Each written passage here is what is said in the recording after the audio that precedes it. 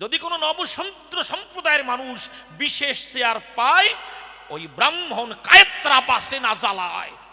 নমো আজগির এত বড় চেয়ারে বসেছে। এগুলো বলতে গেলে অনেকে ভাবে যে হরিচাঁদ ঠাকুরের আলোচনা হলেই খালি এই সব কথা বলে।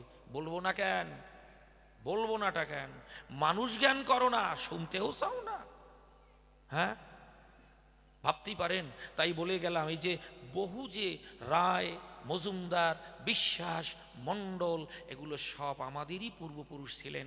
আজ ওই একটা শ্রেণীর দাপটে ওরা পরে সংকটে, তাই আজ নানা মানে ইসলাম ধর্মে তারা ধর্মান্তরিত হয়েছে। এবার একটা বিশেষ ঘটনা বলি, শুনুন আপনারা ভকত মণ্ডলী। আচ্ছা, মুর্শিদাবাদ জেলার নাম শুনেছেন আপনারা? নদিয়ার পরেই তো, তাই না?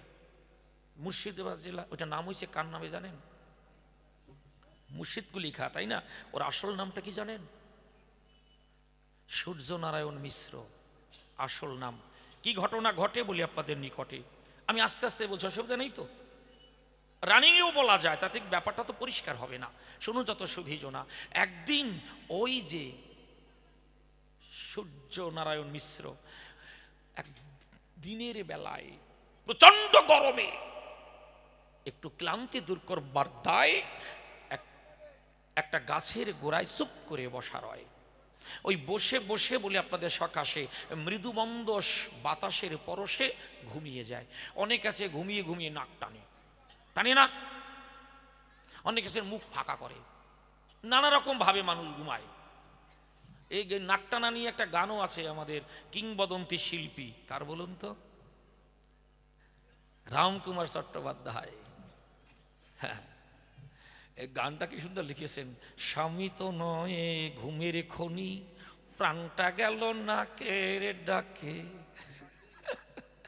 উনি নাকে ডাকেই তো সুন্দর লিখেছেন। এইবার উনি হা করে ঘুমিয়েছেন, আর একজন মুসলমান তিনি কি করেছেন, যখন হা করে ঘুমায়, যখন দেখিতে পায়, ওই বদনার জল ওর মুখের ভিতরে দিয়ে দেয়। তো বদনা নিয়ে মানুষ কোন জায়গায় যায়? পায়খানায় যায়, তাই না? হাতে ছিল বদনা, আসলে সে মদনা। এইবারও হা করে ঘুমায়, ওই জল দিয়ে দিয়েছে মুখে।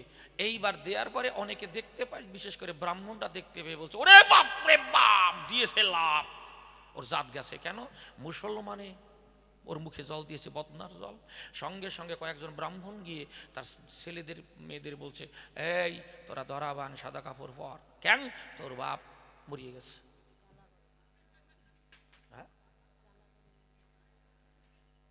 মরিয়ে গেছে, যাতে গেছে তোর বাবার। এবার ওনার স্ত্রীকে বলছে, এই শাখা ভাঙো, সিন্দুর মোছো। কেন? তোমার স্বামী মরিয়ে গেছে। এই তোরা একটা কাজ কর, কি এরকম জল দিয়েছে, তোর বাবার জাত গেছে, তোরা কুশপুত্তলিকা নির্মাণ করে পোড়া, তারপর তোরা ধরাবান, সাদা কাপড় পর। কি বিশ্রী তাল করালো তাই। এবার বাবা যখন ঘরে যায়, ঘুম যখন ভেঙে গেল, শুনুন যত ভক্ত দল গিয়ে ছেলেদের বৌদির ওই অবস্থা দেখতে পায়। বলে, কিরে তোদের কি হয়েছে? বলে, না ঘরে আসবা না, তুমি নষ্ট খারাপ হয়ে গেছো, মরে গেছো, যাও তোমার জাত গেছে। স্ত্রীও গ্রহণ করলো না, ছেলে মেয়েরাও গ্রহণ করলো না। সঙ্গে সঙ্গে ওই সূর্যনারায়ণ মিশ্র ব্রাহ্মণদের কাছে হলো রওনা, ধরল গিয়ে পায়। এ কি ঘটনা ঘটলো আমার দেবালয়? ছেলেরা মেনে নিচ্ছে না, ওরা ধরা বেঁধেছে, সাদা কাপড় পরেছে, আমার স্ত্রী বৈধব্য বেশ গ্রহণ করেছে, আপনারা একটা ব্যবস্থা করুন। বলছে, না না না না না, শোভা না, খবরদার ঘর উঠবা না, তোমার জাত গেছে। মুসলমানের বদনার জল তোমার দিয়েছে তোমার মুখে, শোনো বড় ব্যথা পেয়েছি বুকে, তোমার জাত গেছে রসাতল। ভাবুন, কিছুতেই কেউ মেনে নিল না। কি কর্ম করে বলি আপনাদের ধারে? ব্রাহ্মণরা বিধান দিল, শোনো, জাতে ওঠা যেতে পারে। কিভাবে? একটা কাজ করতে হবে, যাও এখান থেকে কাশী, তোমার কাছে প্রকাশী, সেখানে গিয়ে তুমি উত্তপ্ত ঘি মানে গরম ঘি খেয়ে তুমি মরবা, আগামী জন্মে মানে আবার যখন মানুষ হয়ে জগতে আসবা সেদিন জাতে উঠবা। এই এক পয়েন্ট। আর দ্বিতীয় কি, তুমি ওই গোবরের সঙ্গে তুষ মিশিয়ে গায়ে লেপন করবা। একটু ভালো করে শুনুন, গোবরের সঙ্গে তুষ মিশিয়ে গায়ে 7 বার একবার যে মাখাবা শুকিয়ে যাবে, আবার মাখবা। এইবার 7 বার মাখাবা, ভালো করে কথা নেবা, ভালো করে শুনবা। 7 বার মাখানোর পরে বলি তোমার ধারে, তারপরে আগুন দিয়ে তুমি পুড়ে মরবা। আগামীতে যখন আবার মানুষ হয়ে আসবা, সেদিন জাতে উঠবা। এই দিল বিধান। এইবার ওই সূর্যনারায়ণ মিশ্রের ক্ষিপ্ত হলো মনপ্রাণ। ওরে আমার বিধান, ধর্মের নামে এই ধরাধামে একই মেনে নেওয়া যায়? ভীষণ ব্যথা পেল। এইবার আমি যখন মুসলমানই হয়ে গেছি, বলি তোদের কাছাকাছি একটারেও আর রাখবো না। আবাদ মানে চাষ করা। পুরো মুর্শিদাবাদকে শোষি দিয়েছে। এই গরু খাবি তো বাঁচবি, তাহলে এক্ষুনি শেষ করে দেবো শালারা। খা গরু। ওই যে কটায় গরু খায় সেই কটায় টেকে আটটা সব ওখান দিয়ে হাঁটে। একেবারে শোষে দিল পুরো মুর্শিদাবাদ। এই কিন্তু ওইটার নাম হলো মুর্শিদ কুলি খা। ভাবুন, এই জন্যই তো বিদ্রোহী কবির এই কথা, জাতের নামে বজ্জাতি সব জাত জালিয়াত খেলছে জুয়া। রবীন্দ্রনাথ ঠাকুরও বলেছেন, কি সুন্দরভাবে বলেছেন। হ্যাঁ, এসো হে ব্রাহ্মণ শুদ্ধ করি মন, ধরো হাত সবাকার। মহামানবের সাগরের তীরে বিশ্বকবির সুন্দর একটা কবিতা আছে, কত সুন্দরভাবে লেখন করে গিয়েছেন। এই জন্যই বললাম হরিচাঁদ ঠাকুর আসল হরি। তিনি বললেন, এই ধর্মকে সামনে রেখে মানুষকে পদদলিত করো না, মানুষকে ঘৃণা করো না, মানুষকে এইভাবে ঠকিও না। এই জন্য তিনি আসল। তবে শোনেন, ওর যা কথাবার্তার ধরন, বলে কি ব্যাখ্যা দিয়ে যক্ষা বাঁধাবার না। কি সুন্দর কথা রে। আমি কি বাড়িয়ে বাড়িয়ে বলতেছি? যেটা রাইট সেটাই তো কব। ওর কথাবার্তা শুনি না, সত্যি জ্বলিয়ে ওঠে শরীর। না কইয়া পারবো না। একটা গল্প কব নাকি? না বললে আবার আপনাদের মনোযোগ বাড়বে না। ওই দেখেন না, কয়েকজন মাসুম আটা দিছে, ভাবছে একটু ঠান্ডা পড়ছে, এখানে বসে থেকে করবো কি, লেপের তলায় শুই। আর চান্স তো পাবো না, এরপরে গরমে ধরবে চেপে, তার আগে শুই গিয়ে একটু লেপে, ঠান্ডা যখন পড়েছে। এই মায়েদের হয়তো বাড়িতে কেউ নাই, তাই বসিয়েছে। না মা, বসে থাকুন। কথা যদি ভালো করে শোনে আর বোঝে, তখন আনন্দের আর শেষ থাকে না। ওর কথাবার্তা কেমন শুনবেন, মানে এক ভদ্রলোকের একটাই মাত্র ছেলে, নিজেও একা ছেলেও একা, কিন্তু ছেলেটা একটু বুদ্ধি টুদ্ধিতে খাটো, বুদ্ধিটা ততটা বেশি না, মানে ল্যাংটাও থাকে না, আবার কাপড় পরিয়ে দিলে খুলিও ফেলায় না, এক কথায় বলদ। এখন উনি মনে মনে ভাবে তাই, যদিও একটা বলদ ছেলে জন্মায়, কিন্তু ওরে বিয়ে না দিলে তো বংশ শেষ, তাহলে বংশ বাঁচাই। কি ঘটনা ঘটে বলি আপনাদের নিকটে, তাহলে কি করে বংশ বাঁচানো যায়? ওকে বিয়ে দিতে হয়। একজন সাধারণ পরিবারের সঙ্গে ওর বিয়ে ঠিক হলো, একদম সাধারণ পরিবার, মানে বলদের তো ভালো পরিবার থেকে দেবে না। তবে বর্তমান কিন্তু ছেলে মেয়েদের একটা ভারী কায়দা তৈরি হয়েছে, অনেকে চাকরি করেও কিন্তু বউ এখন মানে মেয়ে পাচ্ছে না। কি কায়দা, কি সুন্দর যুগ আসিয়ে গেছে রে। যদি কেউ প্রেম টেম করিয়া রাখিয়ে পাশে, ওর কপাল হইল, না হলে কিন্তু একটা ভদ্র ছেলে ভদ্র মেয়ে, তাদের খুব সমস্যার বিষয় এসে দাঁড়িয়েছে। এখন আর ব্ল্যাঙ্ক কেউ নাই, সবই তো বুকিং। হ্যাঁ, এখন ব্ল্যাঙ্ক নাই। দেখা গেল কি কথাবার্তা অনেক দূরে এগিয়ে গেছে, না এই মেয়েটাকে পুত্রবধূ করে নেব, হঠাৎ করে বলে ফেললো, একটা কথা আছে কাকা বাবু, কি ওই পড়তে পড়তে বোঝেন তো একজনারে পছন্দ করছি, ওরে সারা বাঁচবো না, কমপ্লিট এনগেজ। ওটা তো ইংরেজি শব্দ। কি কায়দা রে মাইরি, সত্যি। আমার কাছে এরকম বেশ কয়েকটা খবর আছে, মানে দুটো ছেলে তো পুলিশে চাকরি করে, ক্যালকাটা পুলিশ। একজন হচ্ছে আগরতলায় অয়েল, ইন্ডিয়ান অয়েলের ইঞ্জিনিয়ার, তাহলে কত তার মাইনে। তার বাবা একজন বড় পোস্টে চাকরি করে, নবান্নে অডিট করেন উনি, এগুলো বড় বড় পদ। সে একটা মেয়ে খুঁজে পাচ্ছে না ছেলের জন্যে। বলে কি কব দাদা, সব বুকিং। আরে বিয়ের আগে বুকিং থাকলে সহ্য হয়, বিয়ের পরেও যে কত জায়গায় বুকিং। তবে এসব জায়গার মায়েরা অত্যন্ত ভালো, এরা এসব করে না, আর যদি করে সে তো টের পায়, আমি কহ না। কি এসেছে এক যুগের দ্বারা রে। হ্যাঁ, আসতেছে এই যুগ, আর 10 বছর গড়াক না, তারপরে বলবে হরিচাঁদ ঠাকুর কি মোবাইলের কথা কইছে দিদিমণি দেশে, কোন ভগবান মোবাইল দেয় নাই দেশে একজন, এইরকম আসবে। যাক, এইবার ওই ছেলেটার বিয়েটা ঠিক হয়েছে সাধারণ পরিবারের সঙ্গে, দিনক্ষণ স্থির হয়ে গেছে। ওই ছেলের বাবা মেয়ের বাবাকে গোপনে বেশ কিছু টাকা দিয়ে দিয়েছে, এই দিয়ে আমার আত্মীয় স্বজনের সম্মান রাখবেন, আপনি কষ্ট পাবেন না, আমি সব দায়িত্ব নিলাম, খালি আপনি একটু ঘুরিয়ে ঠুরিয়ে ভালোভাবে দেবেন, আত্মীয় স্বজনে এলে পরে তাদের একটু খাইয়ে দেবেন। বেশ, বিয়ের দিন বিয়ে করতে গেছে। এখন ওই যে বলদে কি করেছে জানেন, ওই মামি একটা বড় কাঁসার থালায় নানা রকমের পিঠা বানাই দিয়েছে, বলদে সব খাইছে।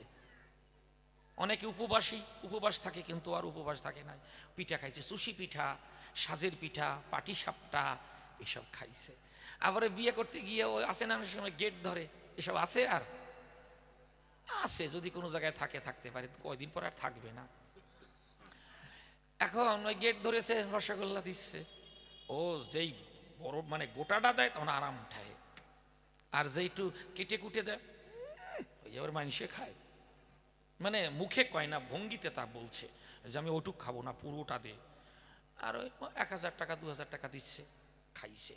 এবার গিয়ে বসেছে সুন্দর একটা খাটের উপরে, টাইম হয়ে গেছে, পুরোহিত বলছেন ছেলে নিয়ে আসুন, ছেলের পক্ষ ছেলে নিয়ে আসুন, এই মেয়ের পক্ষ মেয়ে নিয়ে আসো, টাইম এসে গেছে, মানে সময় এসে গেছে, লগ্ন বসতে দিয়েছে পিড়িতে। এইবার যে 2-4টে মন্ত্র পড়তে না পড়তে ওই বলদে কাকারে ডেকে বলছে, ও কাকা, মানে সুর তো বলদ, তো বলদা বলদা সুর, ও কাকা। কি রে বলদ সাথে কেন, কি হয়েছে তোর, কি ও কাকা, মানে তো আমি বলছি আমার ভাষায়, ও কাকা কি, হ্যাঁ কি হয়েছে বলছিস কেন, মুই আগুম। মানে 2-4টে মন্ত্র পড়তে না পড়তে ওই বলদে বলছে আমি পায়খানা করব, ওটাকে আঞ্চলিক ভাষায় বলে মুই আগুম। কাকা পড়ছে জ্বালায়, বিয়ের পিড়িতে বসে ওটাই কয় কি, এখন ওটা পায়খানা করাতেই হবে, আর কম করে 1000 লোকের আয়োজন, তাহলে অত লোকের যখন আয়োজন, তাদের মশলারও তো অনেক প্রয়োজন। এখন তো মিক্সারে চলে বা কেনুতে পাওয়া যায়, আগে সব ছিল না, আগে শিলে বাটতি হতো। তা লঙ্কা যদি একটু খুব তেজি লঙ্কা হয়, দেখবেন লঙ্কা বহু প্রকারের আছে, তো ওই লঙ্কাগুলো কীরকম, সরু সরু, পাছাটা ভাঁজ, খাওয়ার সময় কয় বন্ধু আসি, আর তলা দিয়ে যাওয়ার সময় কয় বন্ধু আসি। এই তো আনন্দ পাইছে ওই ভাই, এত সময় কইলাম না কেন।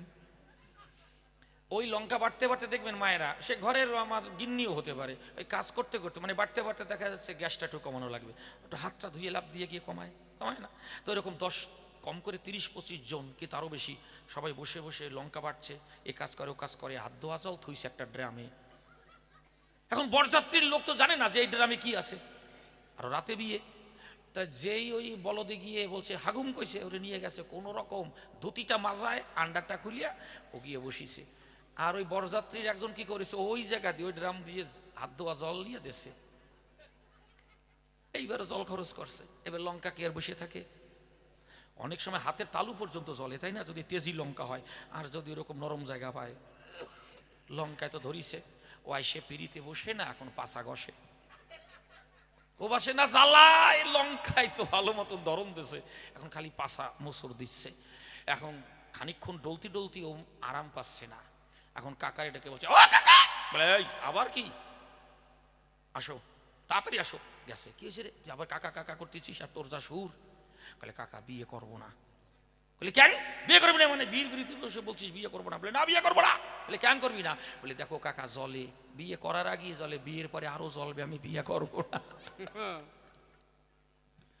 তোর কথা শুনে খালি অঙ্গ জ্বলে, ওরে কথাবার্তা রে। যাক, তাহলে আসল এ সম্পর্কে কিছুটা ধারণা দিলাম। এইবার বলছে গুরুচাঁদ ঠাকুরকে কেন পতিত পাবন বলা হয়। শোনো, গুরুচাঁদ ঠাকুরের অবদান আমি কি বলবো, যখন মনে মনে স্মরণ করি তখন নিজের কাছে নিজে আনন্দের আর শেষ থাকে না। আজ আসরে দাঁড়িয়ে যে কথা বলছি, এই অধিকারটা দিয়েছেন গুরুচাঁদ ঠাকুর।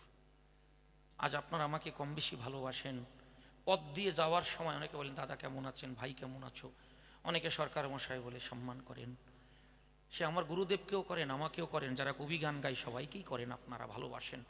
এই যে অধিকার, এটা দিয়েছেন আমার গুরুচাঁদ ঠাকুর। তাই তাকে খালি পতিত পাবন বললে হবে না, জাতির জনক বললে হবে না, গুরুচাঁদ ঠাকুর হচ্ছেন বিশ্বপিতা, খালি বাংলার পিতা না, ভারতবর্ষের পিতা না, গুরুচাঁদ ঠাকুর হলেন বিশ্বপিতা। কিভাবে এটা শুনুন, এবার আমার কথার পিছনে যুক্তিটা শুনুন।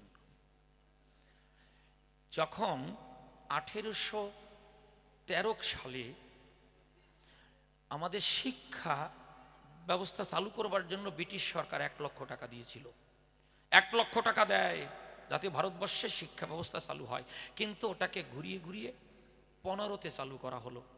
যেই 15 সালে চালু হয় তখনও কিন্তু সবার সেই শিক্ষার অধিকার ছিল না। এইবার শুনুন, আমি একেবারে কোটেশন দিব, দাও তো কাগজটা, বলে যাই, দাও কাগজটা, দাও হাতে দাও। বেটা তখন এটা ঘুরাইতে কইতা ঘুরাই কিরকম। শুনুন অবস্থাটা কি, মানে সব কথা তো সবসময় মনে রাখা যায় না। এখানে বলছে, বিদ্যাসাগর মহাশয় বলছেন, অলৌকিক কোন শক্তির দ্বারা বা অদৃষ্টের দ্বারা মানুষের ভবিষ্যৎ নির্ধারিত হয় না। আর্থিক ও সামাজিক বিপর্যয়ের মধ্যে থাকলেও সংগ্রাম, প্রয়াস, শিক্ষার মধ্য দিয়ে মানুষ বড় হতে পারে। বড় চরিত্র গঠন করতে সংগ্রামের জন্য, মানে সংগ্রামের মধ্য দিয়ে একটা বড় চরিত্র গঠিত হয়। এবার কেন কথাটি বললাম শুনুন। তা যখন ওই শিক্ষা ব্যবস্থা চালু হলো কত সালে, 15তে, আর 56তে সার্বিক শিক্ষার কথা বলা হলো, মানে সবার, তবুও সবাইকে শিক্ষার অধিকার দেয়া হলো না। বিদ্যাসাগর মহাশয় নিজে বলেছেন, শিক্ষা যেন সাধারণ মানে নিচু সম্প্রদায়ের ভিতরে না বিস্তার ঘটে, তাহলে ভারতবর্ষের ক্ষতি হবে। ভাবতে পারেন যে বিদ্যাসাগর মহাশয়কে আমরা কত সম্মান করি, তিনি বলছেন শিক্ষা যেন সবার ভিতরে নিচু, যারা পিছিয়ে, কুমোর, কামার, তারপরে তেলি মালি, ভুই মালি, সুইপার মানে মুসি, এদের ভিতরে বিস্তার না হয়, এদের ভিতরে যেন শিক্ষা ব্যবস্থা চালু না হয়, তাহলে ভারতবর্ষের ক্ষতি হবে। আপনারা বলতে পারেন, আপনি প্রমাণ দিতে পারেন, প্রমাণ ছাড়া কথা বলা যাবে না। এত বড় একজন বিশেষ ব্যক্তির বিরুদ্ধে কিছু বলতে গেলে কাগজপত্র সঙ্গে রাখতে হয়। তাহলে যে মানুষটি বলছে যে শিক্ষা সংগ্রাম ছাড়া একটা মানুষের জীবন সুন্দরভাবে গঠিত হয় না, তিনি বলছেন যেন সবার অর্থাৎ নিচু সম্প্রদায়ের ভিতরে শিক্ষা বিস্তার না ঘটে। ভাবতে পারেন তাহলে তখন অবস্থাটা কি ছিল। অথচ বিদ্যাসাগর মহাশয়কে আমরা কত সম্মান করি, তলায় তলায় তার কিরকম কুভাবনা। তাহলে 56 সালে শিক্ষা সব সার্বিকভাবে বলা হলো, ঠিকই চালু হলো না। আর এই শিক্ষার আলোয় যদি মানুষ আলোকিত না হয়, কোনোদিন তারা নিজের উন্নতি করতে পারবে না। তাই গুরুচাঁদ ঠাকুর বারবার বলছেন যে তোমরা ছেলে মেয়েদের শিক্ষিত করো। যে কথাগুলি আমি প্রথমে অনেক রকম উদ্ধৃতি তুলে ধরেছি সবাই, যে যদিও তোরা করিস ভিক্ষা, ছেলে মেয়েদের দিবি শিক্ষা। একটা কথা আপনারা শুনেছেন, স্বদেশে পূজ্যতে রাজা, বিদ্যান সর্বত্র পূজ্যতে। যিনি বিদ্যান, সব জায়গায় তার কিন্তু থাকে সম্মান। স্বদেশে রাজা সম্মান পায়, কিন্তু একজন পণ্ডিত মানুষের সম্মান সারা পৃথিবীতেই পাওয়া যায়। তাই তিনি বলছে তোমরা শিক্ষিত হও। আর শিক্ষিত যদি না হয় তাই কত ঠকানো যায়। আমাদের অনেক ঠকিয়েছেন মা। আপনারা আপনাদের পূর্ব যারা একটু প্রাচীন তাদের কাছে শুনবেন, যার বয়স 80 বছর 90 বছর তাদের কাছে একটু শুনবেন, তারা এখনো বলবেন, তারা বাস্তব সাক্ষী। হয়তো আমরা পড়েছি বিপদে গিয়েছি কার কাছে, মহাজনের কাছে যাই। মহাজন কি করেছেন, এখানে টিপসই দে, টিপসই দিয়েছি, নিয়েছি কত 50 টাকা, কিন্তু তিনি এমন কিছু ওখানে লিখেছেন, এমন কিছু কৌশল খাটিয়েছেন, আমি তো অন্ধ। যেমন অন্ধের কাছে আয়নার কোনো মূল্য থাকে না, তেমনি শিক্ষাহীন ব্যক্তিও অন্ধের চাইতে কোনো অংশে কম না। এই জন্য একটা সুন্দর ছন্দে কথা আছে যে অন্ধের কাছে আয়না দিলে পায় না আনন্দ, তেমনি শিক্ষা না থাকলেও মানুষ চোখ থাকতে অন্ধ। তাহলে আমরা চোখ থাকতে অন্ধ, তাহলে ওইখানে ওই মহাজন লিখিয়ে নিয়েছে কায়দা করে। এইবার শুদ্ধ দিতে পারছি না, আসলে দিতে পারছি না, কি হলাম, আমরা হয়ে গেলাম তার গোলাম, সারাটা জীবন তার দাসত্ব করে গেলাম। তাই 1881 সালে খুব সম্ভব, আমি যেটা দেখলাম, একজন এখানে আলোচনা করতে করতে বলছিলেন 31 সালে, যদি ভুল ত্রুটি হয় আপনারা শোধন করে নেবেন। 1881 সালে আমি দেখেছি এটা ফেসবুকে, আর একটা বইতে পড়েছি ওখানে মনে হয় 31, যাই হোক, এই সময় ঈশ্বর গাইনের বাড়িতে ফরিদপুর, সেখানে তার মাতৃ শ্রদ্ধা অনুষ্ঠানে, আমরা যাকে শ্রাদ্ধ বলি এটা কিন্তু শুদ্ধ কথা নয়। শ্রাদ্ধ মানে কি জানেন, যা লন্ডভন্ড করে দেয়া, নষ্ট করে দেয়া। শ্রাদ্ধ মানে হচ্ছে যা গ্রহণ করা যায় না। এটা হচ্ছে শ্রদ্ধা অনুষ্ঠান।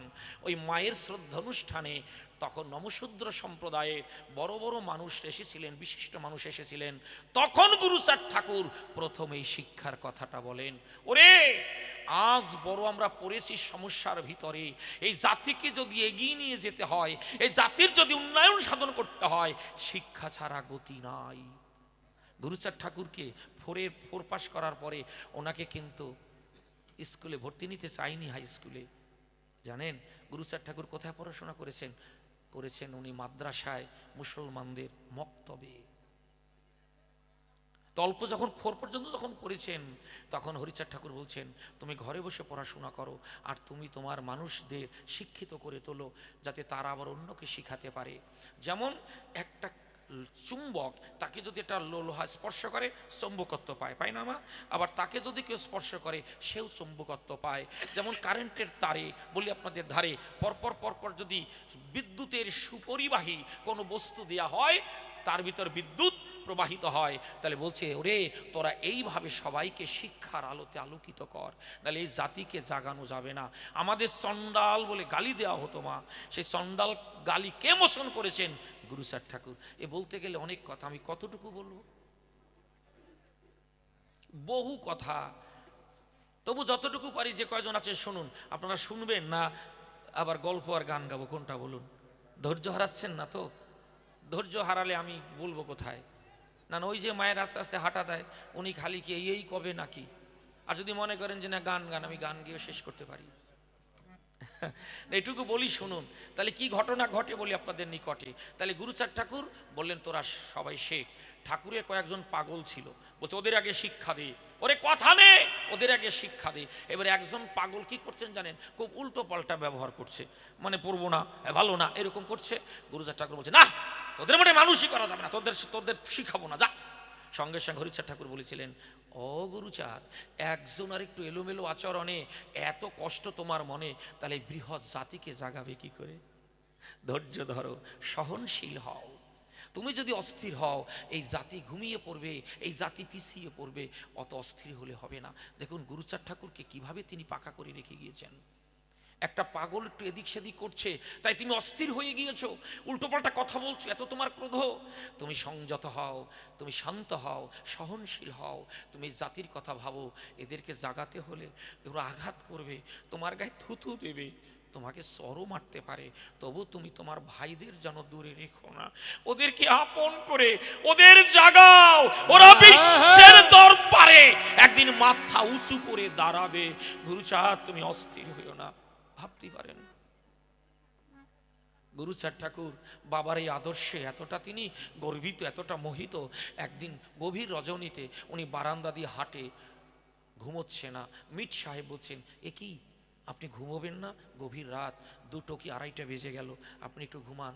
গুরুচাঁদ ঠাকুর ছলো ছলো নয়নে বলেছিলেন মিট সাহেবের সন্নিধানে, আমি সেদিন ঘুমোবো যেদিন আমার এই জাতি জাগবে। ওরা যে ঘুমিয়ে পড়েছে, ওরা বোঝে না কিসে ওদের উন্নয়ন, কিসে ওদের চরিত্র হবে গঠন, কবে হবে ওদের সেই চৈতন্য শক্তির জাগরণ, কবে ওরা জাগবে, সবাই সবাইর বিপদ আপদে ভালো মন্দ এগিয়ে আসবে, সেদিন আমি ঘুমোবো। ভাবা যায়? যে মানুষটি জীবনের সর্বসুখ বিসর্জন দিলেন এই জাতির উন্নয়নের জন্য, উন্নয়নের আশায়, এই শীতের রাতে যে ঘুমোচ্ছে না, হাঁটছে। এইবার কি ঘটনা শুনুন যত সুধীজনা। তাহলে সেই জন্য গুরুচাঁদ ঠাকুর বললেন, তোরা শিক্ষিত হ, তাহলে তোদেরকেও ঠকাতে পারবে না। ওই মহাজনরা আমাদের এইভাবে ঠকাতো। তাহলে গুরুচাঁদ ঠাকুর বলছেন বিপ্লব। কিসের বিপ্লব? ভণ্ডামির বিরুদ্ধে বিপ্লব, অপসংস্কৃতির বিরুদ্ধে বিপ্লব। আচ্ছা একটা কথা ভাবুন, একটা মাছি নোংরায় বসে বসে না, সে এসে যদি প্রসাদে বসে তাতে জাত যায় না, কিন্তু আমি নমশূদ্র সম্প্রদায়ের মানুষ, উনি মুসি, উনি মেথর, উনি কামার, এরা যদি শুয়ে দেয়া হবে না? কি জাতীয় নিষ্ঠা! আমি একজনের নাম কব না, তার মধ্যে এরকম একটা গন্ডগোল আছে, আমি তারেও একটু ধাক্কা দিয়ে যাই, সে যার ঘরে পরে পড়ুক। আচ্ছা আমরা করি কি জানেন, রামান গান গাইতে যাই, ওই বাড়িতে খাবো না, কেন মরা বাড়ি খাওয়া যাবে না, তা সেই বাড়ি চালানো কেমনে গো? এই ফাজিল, সেই বাড়ি টাকানো কি করি রে? সেই বাড়ি টাকায় জাত যাবে না, সেই বাড়ি শাড়িতে জাত যাবে না, খাইলে জাত যাবে। এই কয়েকজন রামায়ণ গায়ক আছেন, জল খাবে না, ম্যাগি বানাই নিয়ে যায়, হেয়া গেলে কার ঘরে পড়তেছে আমি কব না, সে টের পাচ্ছে। সে বাড়ির টাকায় জাজ যাবে না, সে বাড়ির চালে জাজ যাবে না, ধুতিতে জাজ যাবে না, সেই বাড়ির ভাত খাইলে জাজ যাবে। শুনছেন? এইরকম লোকের দ্বারা রামায়ণ দেবেন না আপনারা, কপালে যাও রয়ে যাক। এগুলি ভালো না, একে বলে অপসংস্কৃতি। কোন দোকানে কে মিষ্টি বানিয়েছে তা আমি জানি না, সেই মিষ্টি লাগে বাউনের সেবায়, লাগে গোসাইর সেবায়, আমি দিলে নেবে না। এই সব গোসাই গো মতুয়ারা পোষে না। কি বাবা, ধরিস না, ছুস না, খাস না, এগুলো যারা করিয়ে বেড়ায় এই গোসাই গের মতুয়ারা পাত্তা দেয় না। এই জন্য এক শ্রেণীর গায়ে খালি জ্বালা। আমি চাল দেব, আমি ডাল দেব, আমি দক্ষিণা দেব, আমি কাঠ দেব, আমি থালা দেব, আমি সব দেব, আমি ছুঁয়ে দিলে হবে না। ওরে আমার গোসাই রে। কথা শুনুন, যারা আমাদের অস্পৃশ্যভাবে, যারা আমাদের মন্দির উঠতে দেয় না, যারা আমাদের হাতের ছোঁয়া নেয় না, একটু ভালো করে মিলিয়ে নিন। যে কয়জন আছেন শুনুন, কদিন আর ঘুমোবো আর কয়দিন কানবো? কান্নাকাটি বাদ দিয়ে এখন একটু ভাবার চেষ্টা করুন, টিকতে পারবেন কিনা সেইটা ভাবুন। আমি বা সদল সরকার কয়দিন গান গাবো? পরিবেশ পরিস্থিতি খুব একটা ভালো না। এই জন্য মতুয়াদের 5টি হচ্ছে মূল বিষয়। একটি শিক্ষা, সংহতি, একতা, চেতনা, বিপ্লব। এই 5টি বিষয়ের উপরে মতুয়া দর্শনটা দণ্ডায়মান। তাহলে ভাবুন অবস্থাটা কোন জায়গায় যাচ্ছে। তাহলে যারা আমাদের ছোঁয়া গ্রহণ করে না, একটু জল দিলে হবে না, একটু ভাতে নাড়া দিলে পরে খাওয়া যাবে না, আচ্ছা সেই তারা, আমার বাবা যদি মারা যায়, মা যদি মারা যায়, যারা আমাদের ছোঁয় না, আমাদের পছন্দ করে না, আমাদের ঘৃণা করে, তাহলে আমার মা যদি মারা যায়, আমার বাবা যদি মারা যায়, সেই ব্রাহ্মণ ডেকে এনে যদি তারা আমার মায়ের অন্ত্যেষ্টি ক্রিয়া করে, আমার মায়ের আত্মাটারে কি স্বর্গে দেবে, নিতে পারবে? একটু মিলিয়ে নিন। আমাকে যারা ঘৃণা করে, আমার বাবা মায়ের আত্মাটাকে তারা কি করে স্বর্গে দেবে? কি করে দেবে? কোন যুক্তিতে আসে বলুন? এটাই হচ্ছে হরিচাঁদ ঠাকুর, গুরুচাঁদ ঠাকুরের দর্শন। একটু কি মিলিয়ে নেবেন না বাস্তবটা কেমন? আমরা খালি ভাবের ঘরে কাজ সেরে গেলাম, ওতে কাজ হয় না। যাকার একটা গান গাই, গানে গানে দাঁড়িয়ে আপনাদের সন্নিধানে আরো কিছু কথা বলে যাই। গুরুচাঁদ ঠাকুর কি না করেছেন। হ্যাঁ ধরো,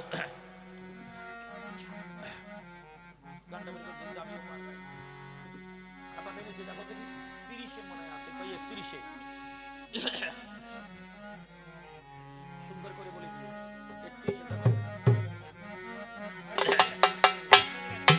দাদা মাইকটা দিন।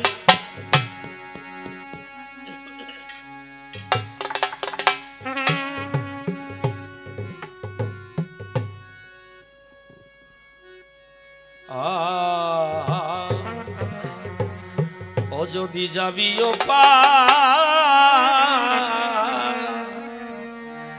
করো শ্রী গুরু কান্ডারি, হরি নামের তরি, হরি বলে তরি খরে, এবার ও যদি যাবি ও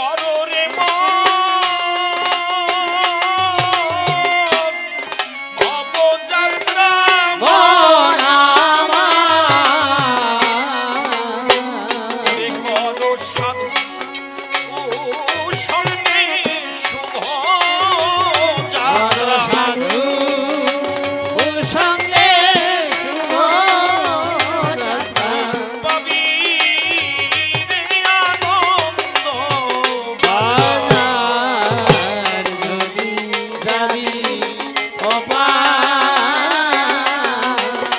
করো শ্রী গুরু কান্তারি হরি নামের তরি হরি বলে তরি খরে যাবি ওপার মন রে এই সকালে ধরো রে পাড়ি সাধু মহাজন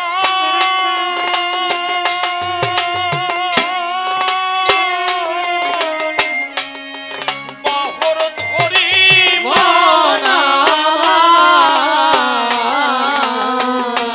তবে অনা আয়াসে ডুববে পারে। করোনা আয়াসে উঠবে পারি জলের পারি লাগবে আয়ার যদি যাবি ওপার করো শ্রী গুরু কান্তারি হরি নামের তরি হরি বলে তরি খরে এবার যদি যাবি ওপার গোসাই গুরু সাধকে করো রে নে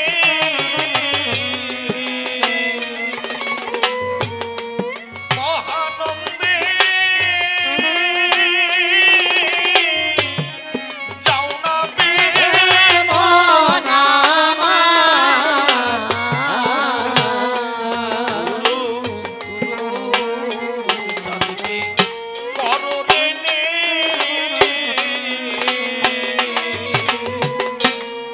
মহানন্দে যাও না বে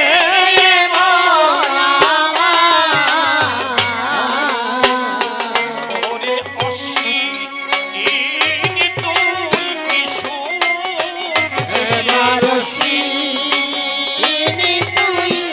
সুখ ওরে অসীম তুই কি সুখ পেলে ভুলে রলি ভরে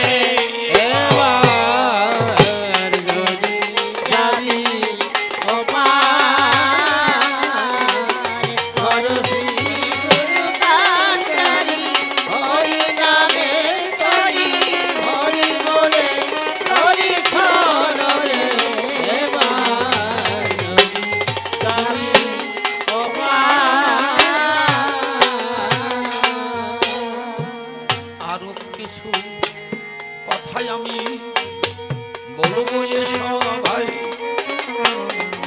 আপনারা তাই ধৈর্য ধরে শুনতে চাই কেন গুরু সাধকে বাবা বলে করুণ আস্বাদন একটি নয় দুটি নয় 31টি জাতির প্রয়োজন তিনি 31টি জাতির উন্নয়ন করিলেন সাধন তাকে বাবা বলবো কিনা তোমার কাছে আমার রইল জিজ্ঞাসন তাহলে গুরুচাঁদ ঠাকুর কেন তাকে বলা হচ্ছে পতিত পাবন, কেন হচ্ছে বাবা? আমি ছোট্ট করে বলি শুনুন, আবার কখন আপনাদের কাছে আসবো কি আসবো না সেটা সময়ে জানি, তাই না মা? তাহলে এক হচ্ছে তিনি চেয়েছিলেন এই জাতিটাকে জাগিয়ে দিতে, তার ভিত কি শিক্ষা। যেমন একটা বাড়ি দাঁড়িয়ে থাকে ভিতের উপরে, আপনি দোতলা করবেন না তিনতলা করবেন সেভাবে হবে রড, সেভাবে হবে ভিত। তাহলে এই জাতিটাকে যদি জাগাতে হয় তার একমাত্র ভিতটা হচ্ছে শিক্ষা, এইটা তিনি ভেবেছিলেন এবং আসলেই তাই। তাহলে আমাদের সন্ডাল বলে গালি দিত সেটা গুরুচাঁদ ঠাকুর মোচন করে দিলেন। এইবার শুনুন, আমাদের উপরে 1885-তে ক্রিমিনাল অ্যাক্ট এরকম একটা আইন ধার্য হয়েছিল। এর মানেটা কি? আমরা হচ্ছি অন্যায় প্রবণ জাতি, দুষ্ট জাতি, ক্রিমিনাল মানেই হচ্ছে দুষ্ট। আমাদের হেরিডিটি মানে জন্মগত যেটা জিন, ওটাও দুষ্ট। এই আইনের নিয়মটা কি জানেন? যখন তখন অ্যারেস্ট করা যাবে, কোনো জামিন টামিন হবে না, কোনো রাষ্ট্রীয় সুযোগ সুবিধা পাবে না। এইটা কখন হয়েছিল জানেন? বাংলাদেশে গোপালগঞ্জে হাডুডু খেলা নিয়ে একটা গন্ডগোল হয়, তাতে বেশ কিছু মানুষ মারা যায়। যারা লয়ার তাদের ধান্দা হচ্ছে মক্কেল আসুক, ও ধান্দা ছাড়া পৃথিবীর কেউ নাই। ধান্দার ভিতরে একটা ভদ্রতা আছে, কারো হালকা কারো ভারী, ধান্দা ছাড়া সত্যি কেউ নাই। তবে তার ভিতরে একটা ভালো মন্দ তো একটা থাকে, পার্সেন্ট থাকে। এবার উকিলরা বসে যা কেস করে দেখে যা, দেখ কি হয়, খেলা নমকে দেখ কি পরিস্থিতি দাঁড়ায়। ঠিক ওই ক্রিমিনাল অ্যাক্ট আইন ধার্য হলো। গুরুচাঁদ ঠাকুর তখন বাড়িতে ছিলেন না। যেই উনি বাড়িতে এলেন, সবাই গিয়ে নমশূদ্র সম্প্রদায়ের মানুষরা গিয়ে তার চরণে বলল, বাবা বাঁচাও, মরছি। যখন তখন আমাদের অ্যারেস্ট করবে, আমাদের অধিকার থাকবে না, আমরা এখন পালিয়ে পালিয়ে বেড়াচ্ছি, কোথায় ধান খেতে, কোথায় সুন্দরবনে, এখানে সেখানে, তুমি বাঁচাও। গুরুচাঁদ ঠাকুর বলল, তোমরা তাহলে গন্ডগোলের মধ্যে গেলে কেন? এই তথ্যটা অনেকে হয়তো শুনিননি। গেলে কেন? বলে বাবা ভুল করেছি, তুমি এখন আমাদের বাঁচাও। বলছে তাহলে ঠিক আছে, তোদের বাঁচাবো, কথা দে আমি স্কুল করব, তোরা টাকা দিবি। সবাই বলল দেব দেব দেব। দেখুন গুরুচাঁদ ঠাকুরের চিন্তাধারাটা কেমন। যা মিটকে ডেকে নিয়ে আয়। মিট সাহেবকে ডাকা হলো। বলছে আপনি একটু দেখুন তো দেখি, এই যে ঘটনাটা ঘটেছে এর জন্য একটা তদন্ত হবে, যে নমশূদ্র জাতির মানুষটা হচ্ছে দুষ্টু, এরা যত নোংরা কাজ এরা করে, হত্যা লীলা চালায়, মানে যত খারাপ অন্যায় প্রবণ জাতি, এটা নোংরা জাতি, অভদ্র জাতি। দেখুন তো এটা তদন্ত করতে কে কে আসবে? বেশ কয়েকজন আসবেন, ম্যাজিস্ট্রেট আসবেন, দারোগা আসবেন, সাহেব আসবেন, এরকম বেশ কয়েকজন। কোথায় আসবেন তারা? সাতরাইল। ওখান থেকে তারা ঠাকুরবাড়ি আসবেন। তাহলে ওখান থেকে ঠাকুরবাড়ি মানে ওরাকান্দি যেতে গেলে কম করে 4 মাইল। এইটুকু শুনুন না, আর একটা কথা বলি, ইতি টানবো, নাহলে আপনারা থাকবেন না, তোতে ভালো কথাটা শুনুন। গুরুচাঁদ ঠাকুর বলে, শোন, এই 4 মাইল রাস্তা তোরা মাটি কেটে সুন্দরভাবে তৈরি করে দিতে পারবি 4 দিনের মধ্যে? তোদের বাঁচাতে না হয় কিন্তু পারবো না, পারবি? ওরা বললো পারবো। 4 মাইল 4 কিলোমিটার নয়, 4 মাইল 1760 গজে 1 মাইল তোরা তৈরি করে দিবি? হ্যাঁ, মাটি কেটে রাস্তা তৈরি করে দিল। গুরুচাঁদ ঠাকুর বলে, তো হবে না, তোরা কলা গাছ লাগা রাস্তার পাশ দিয়ে, সুন্দর করে মাটিটা চেপে দে, পাশেরটা কলা গাছ লাগাবি, আর একটা গাছের সঙ্গে আর একটা গাছের মালা গেঁথে দিবি, মানে একটা বিয়ে বাড়ির যেমন গেট করা হয় ওইভাবে করবি। এত সুন্দরভাবে সাজিয়ে দিলেন। যেই তদন্তকারীরা এলেন, লঞ্চে করে নামলেন, যুবক ছেলেদের বলছে, শোন, তোরা সবাই ডঙ্কা কাশি নিশান নিয়ে তোরা বাদ্য বাজনা বাজাতে বাজাতে, আর মায়েদের বলা হলো তোমরা লাল পেরে কাপড়, ভিতরটা সাদা, মাথায় কাপড় দিয়ে, যারা বিবাহিত তারা মাথায় কাপড় দেবে, আর ওই কুলোর ভিতরে প্রদীপ থাকবে, ধূপতি থাকবে, দুর্বা থাকবে, ধান থাকবে, যা দিয়ে বরণ করা হয়। এইভাবে তোমরা বরণডালা নিয়ে, সাহেব আসবেন, দারোগা আসবেন, এসপি আসবেন, তোমরা বরণ করে নিয়ে আসবেন। যেই তারা লঞ্চে নেমেছেন, সবাই জয় জয় হরি বল, হরি বল বলে ধ্বনি দিল, জয় হরি বল, গৌর হরি বল। সবাই ধ্বনি দিচ্ছে, ধ্বনি দিয়ে মায়ের উলুধ্বনি, শঙ্খধ্বনি, ফুল ছিটিয়ে দিল গায়ে।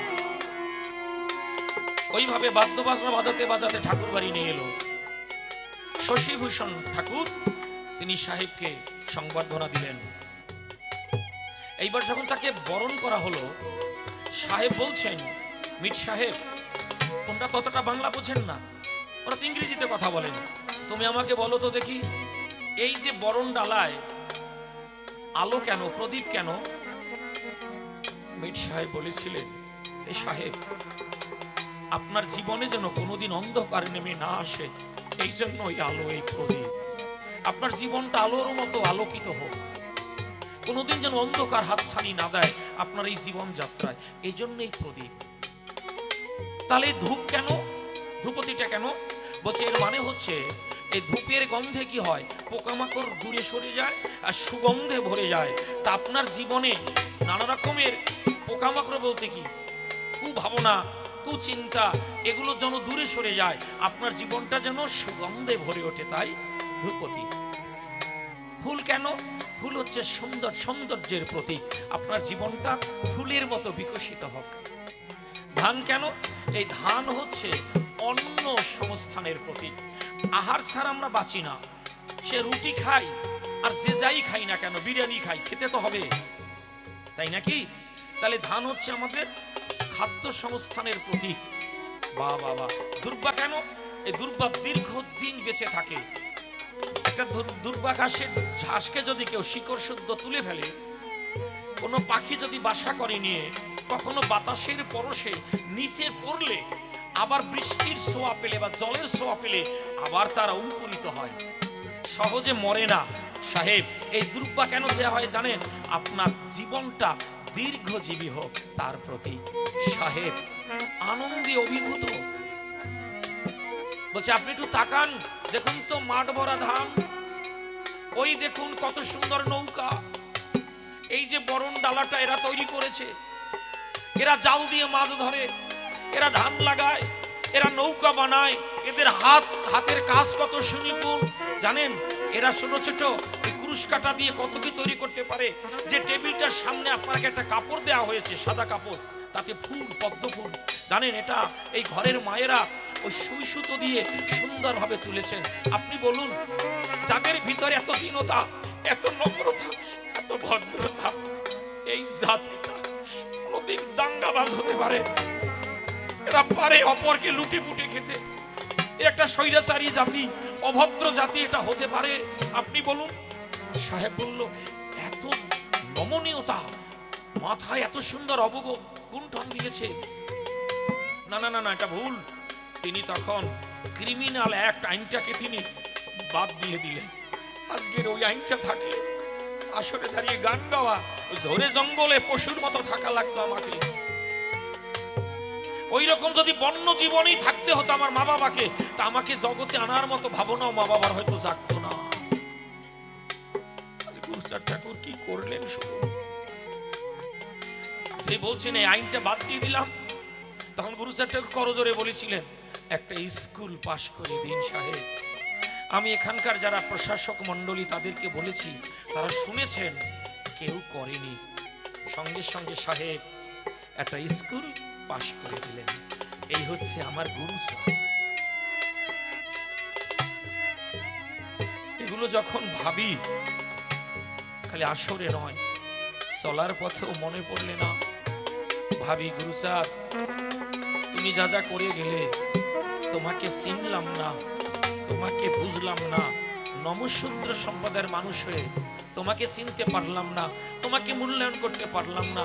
আজ তুমি যেখানেই থাকো না কেন, সুখে থাকো, কিন্তু তোমাকে যেন আমি আর কলঙ্কিত না করি। ভাবতে পারে এইভাবে অগণিত তার কর্মকাণ্ড। ছোট্ট করে একটা কথা বলি, তাকে বলা হয় রাজর্ষি। কেন জানেন?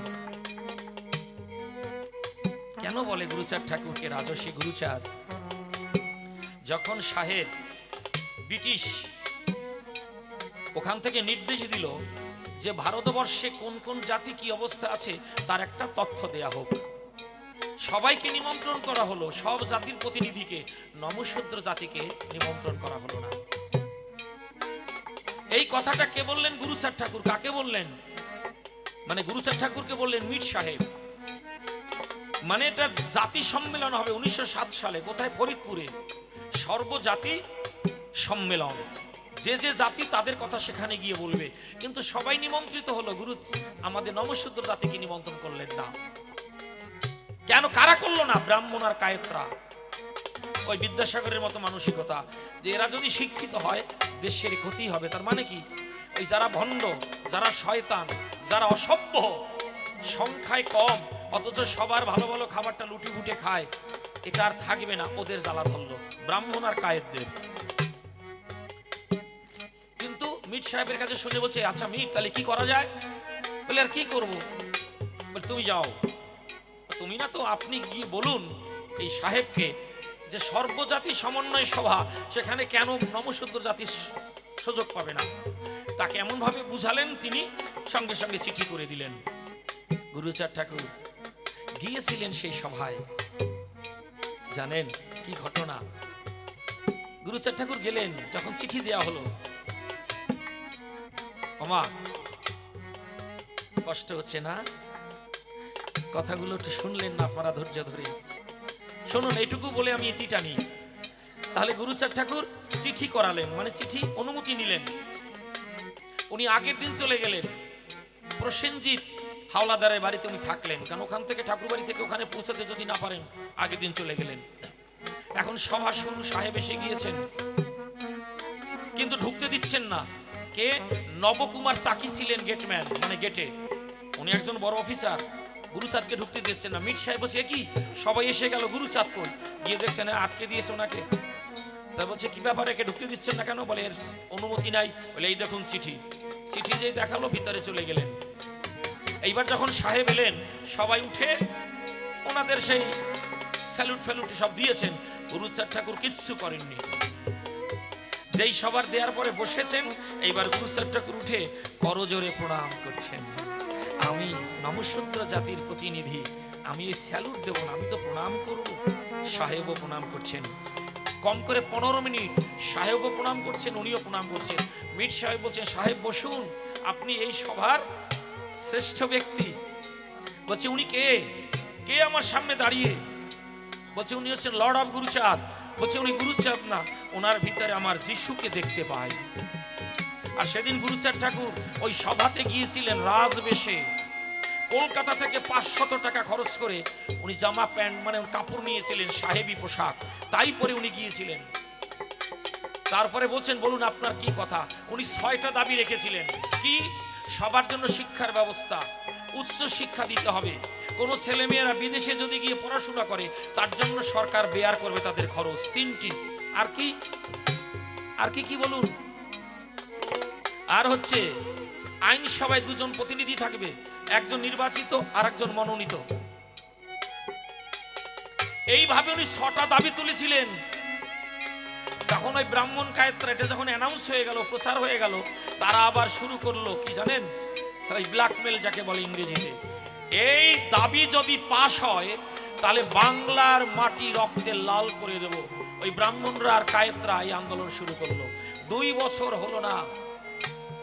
পরে যখন ব্রিটেনের লর্ড বদলে গেলেন, বাংলার সাহেব বদলে গেলেন, ওখানে এলেন লর্ড মিন্টো আর লর্ড মুরলি মিন্টো। এই হচ্ছে, মানে নামের অনেকটা মিল আছে, আমি তাড়াতাড়ি বলছি শুনুন। এবার উনি এসে বলছেন, কি ব্যাপার, এগুলো পাশ হয়নি কেন? এ তো অনেক আগে পাশ হওয়ার কথা। উনি পাশ করে দিলেন। 31টি জাতি 1907 সালের পর সার্বিক অধিকার আমরা পেয়েছি। আচ্ছা বলুন, গুরুচাঁদ ঠাকুর কি খালি নমশূদ্রের নাকি? এই জন্য তিনি বলেছিলেন, যদিও নমকুলে জন্ম আমার, তথাপি আমি নই নমর একা। দীক্ষা নাই, শিক্ষা নাই, ঘরে নাই ধন, মনে রেখো তোমরা সবাই আমার আপনজন। কি সুন্দর কথাগুলো বললেন। জাতি প্রাণ, জাতি মান, জাতি মোর ভগবান। গুরুচাঁদ ঠাকুর বলছেন, জাতি আমার মান, জাতি আমার প্রাণ, জাতি আমার ভগবান। তাহলে এই মানুষটিকে আমরা পতিত পাবন বলবো না? এনাকে আমরা কি বাবা বলবো না? যিনি 31টি জাতিকে জাগিয়ে দিলেন, 31টি জাতির প্রাণ দিলেন। তাই আমি প্রথমে দাঁড়িয়ে বলেছিলাম, যেদিন আমার ঘরের মানুষ জানবে গুরুচাঁদ ঠাকুরের অবদান কি, সেদিন গুরুচাঁদ ঠাকুর খালি জাতির জনক না, তিনি হবেন বিশ্বপিতা। এত বড় অবদান কার ক্ষেত্রে আছে বলো? যাক, সংক্ষিপ্ত ভাবে বলে গেলাম আমি দাঁড়িয়ে সবাই। আচ্ছা, এবার কি মিলন গীতি গাইব নাকি বলুন? কর্তৃপক্ষের কেউ আছেন এখানে? এই বাবা রাজা, শোনো তো। হ্যাঁ, এখন কি মিলন গীতি গিয়ে দেবো? আমার বাবা এসে একটা গাক, আমি তো সেনি গোসাইয়ের গান গাইলে আমি যদি যাবিও পাক, এবার বাবা একটা গাক, আপনাদেরই তো ঘরের ছেলে তাই না? ঠিক আছে, ও একটা গান করুক, তারপর আমরা মিলন গীতি গাই। তবে দেখিতে দেখিতে রজনী দেখি গভীরেতে ধায়, আমার বাবা এসে একটা গান করুক দাঁড়িয়ে সভায়। অনেক কথা বলার থাকে জানেন ভক্তগণ, তবে মন দিয়ে যদি শোনে কথা হয় আনন্দ বর্ধন। একটু ঠান্ডা পড়েছে তাই বাড়ি চলে যায়, আবার গান নিতে একটু দেরি হয়েছে কথা মিথ্যা নয়। আগামীতে যখন গান হবে আমার রইল নিবেদন, একটু তাড়াতাড়ি আরম্ভ করবেন, আনন্দ পাবে ভক্তগণ। তবে আর বেশি কথা বলবো কিসের দায়ে, আমার মতো আমি এবার করে যাবো সায়। কোন রেখে গেলাম আত্মনিবেদন, আমার ভুল তুমি আপনারা করিবেন মার্জন। গুরুদেবের চরণে প্রণতি জানাই, যার শিব আশীর্বাদে কবি গীতি গাই। পিতা মাতা চেপাতবদ্ধ করি অনুসরণ, যাদের কারণে পেলাম আমি মানব জীবন। ভাগ চলে বেশি বলে নিশি প্রয়োজন, আমার মতো আমি এবার করি সমাপন। আছেন যত সাধু গুরু বৈষ্ণব গোসাই, এই সব নিচে চরণে প্রণতি জানাই। অনেক কথা বলতে গিয়ে পারে বলতে পারে জানে রেখে গেলাম আত্মনিবেদন। আমার মধ্যে কথা করি এই পর্যন্ত আমার পর্ব দিলাম সাঙ্গ করি। হরিচাঁদ গুরু